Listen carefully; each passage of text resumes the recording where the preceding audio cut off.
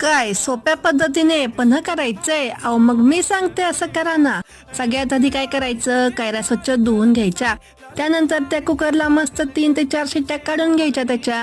त्यानंतर काय करायचं, मस्त असं त्याची वरची साल काढून घ्यायची गार झाल्यानंतर, आणि त्याचा पल्प असा काढून घ्यायचा. तो चमच्याने काढायचा, हात थोडे भाजतात बरं का.